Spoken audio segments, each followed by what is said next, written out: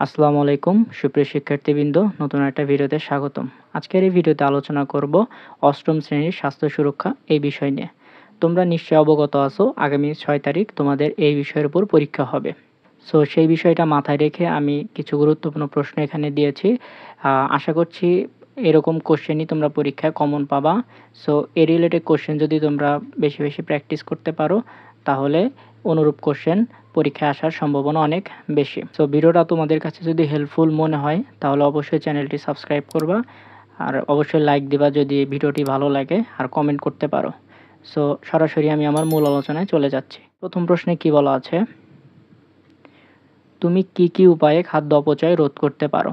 এর মধ্যে আমি প্রথম যে কারণটা নিয়ে আলোচনা করেছি বা যে উপায়টা নিয়ে আলোচনা করেছি সেটা হচ্ছে কেনাকাটার সময়।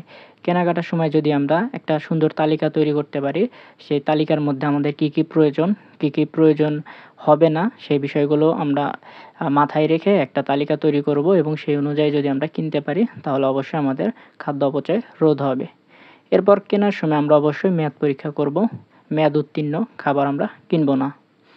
এরপর পরিমিত পরিমাণে কিনুন, অর্থাৎ যতটুকু আমাদের প্রয়োজন ঠিক ততটুকু পরিমাণে আমরা কিনব।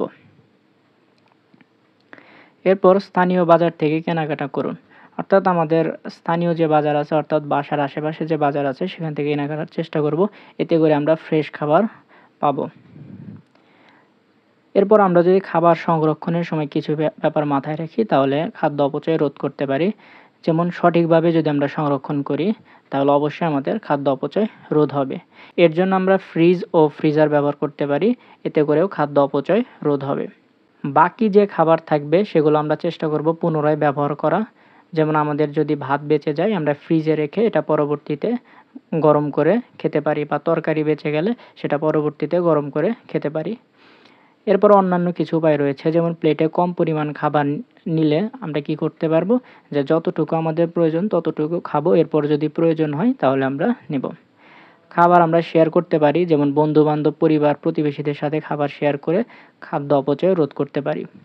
খাদ্য বর্জ্য ব্যবস্থাপনা, অর্থাৎ খাদ্য বর্জ্য কম্পোস্ট করে ব্যবহার করতে পারে।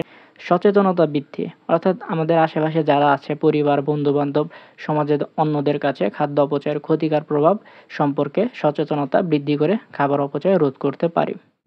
এখন আলোচনা করব প্রশ্ন 2 নিয়ে। যেমন এখানে কি বলা আছে, নিরাপদ খাদ্য কি? নিরাপদ খাদ্য নিয়ে 10টি স্লোগান খাতায় লিখুন। নিরাপদ খাদ্য হলো এমন খাবার যা খাওয়ার জন্য উপযুক্ত এবং যা আপনাকে অসুস্থ করবে না।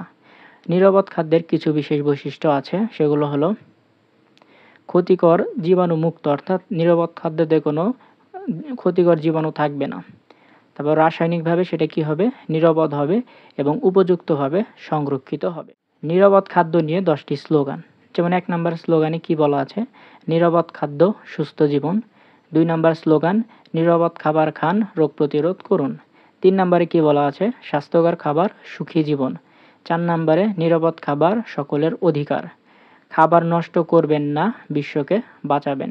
6 নম্বরে আছে পরিষ্কার পরিচ্ছন্নতা নিরাপদ খাবারের মূল চাবিকাঠি।